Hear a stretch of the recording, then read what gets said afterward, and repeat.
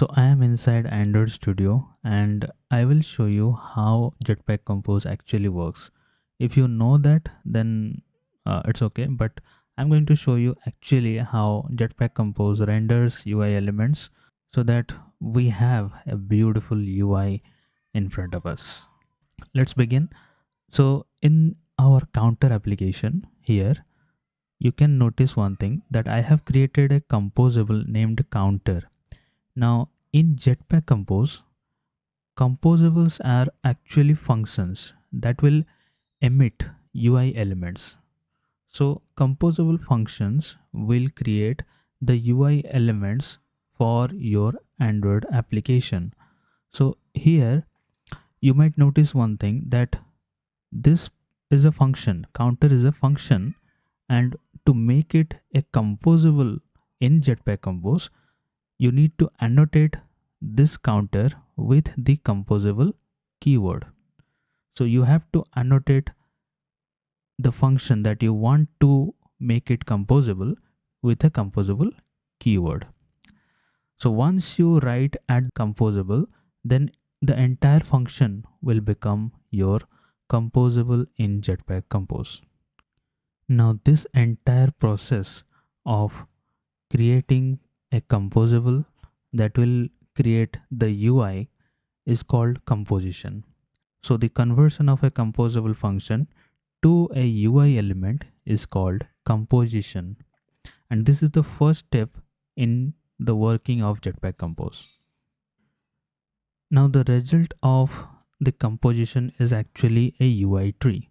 So what I mean by that is this composable has a column composable, and inside that column we have other composables like text, button.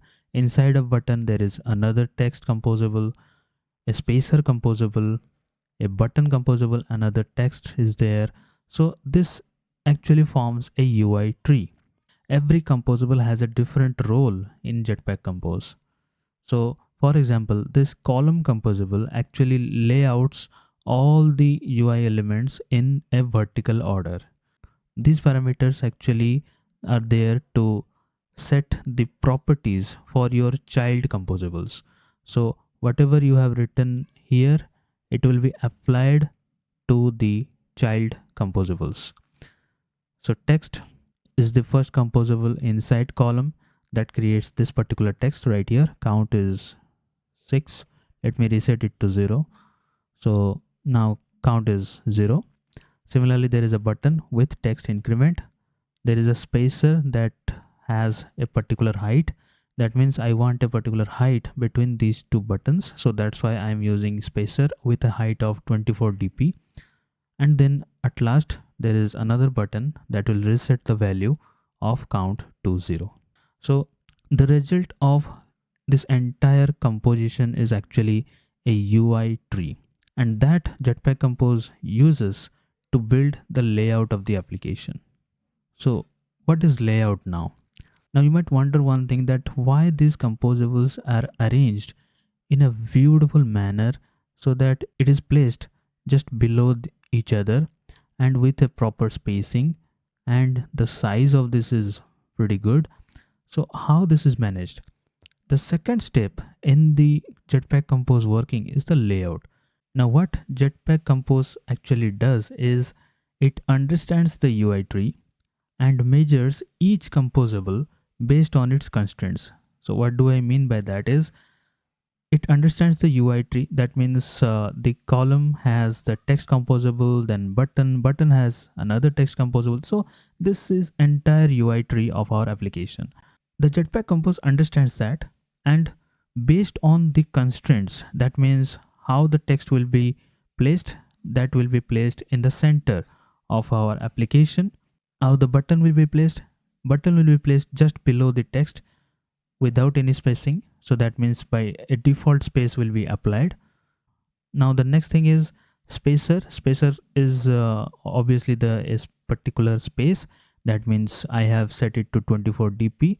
Now Jetpack Compose understands that, and it creates a certain space between these two buttons.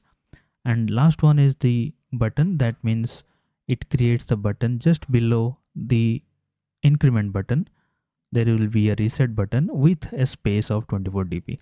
So in the first step, that it creates UI tree, and then it understands the UI tree, and based on the constraints that we have provided, like this, these are the parameters, Jetpack Compose will arrange all the composables based on the size and position of them. Okay. Now, what we have understood till now is that UI tree is being made. Second thing is layout has been done. The third step is drawing. That means whatever layout the Jetpack Compose has prepared, that it will draw that layout to our application, and that is actually done by layout calculations that is done internally, so that the UI tree is converted into drawing commands. Now these commands will get passed on to the Skia graphics engine, which draws the components on our screen. So there is an engine called Skia graphics engine. Now that engine actually draws the components on our screen. So whatever we have understood till now is three things. First of all is the composition that will create the UI tree. Then Jetpack Compose understands the UI tree and layouts all the elements in perfect order based on the constraints that we have provided, and also based on the size and position of each particular composable. Now the last step is recomposition. So let's understand recomposition.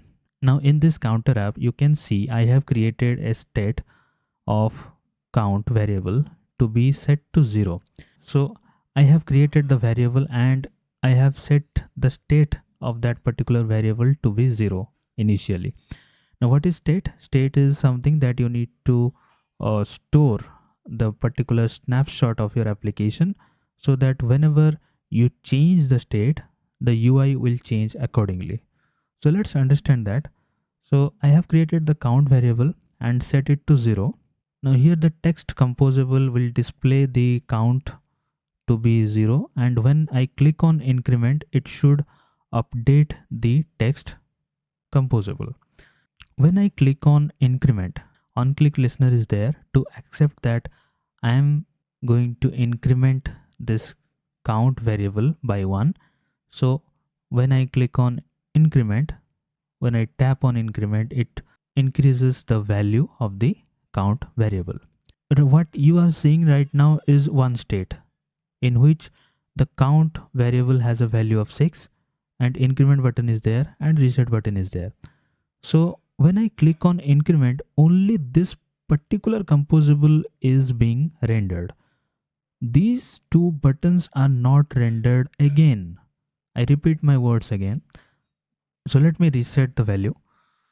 When I click on this increment button, you notice one thing, that only the text composable changes and the text composable is rendered, while increment and reset are not rendered again and again to maintain good performance. So whatever it has already rendered, it will not render again unless your state changes. So if your state changes, obviously when I click on this increment button, the state actually changes. So that's why this text composable will change accordingly. So as simple as that. So when your state changes, the composable that is associated with the value of the variable that you have stored will change. So this particular thing will change. So this is how the Jetpack Compose works under the hood. First, it undergoes the composition phase, then the layout phase, and then the drawing phase, and the last one is the recomposition phase. So Jetpack Compose undergoes 4 steps to build your UI. So this is how Jetpack Compose works under the hood. Thank you.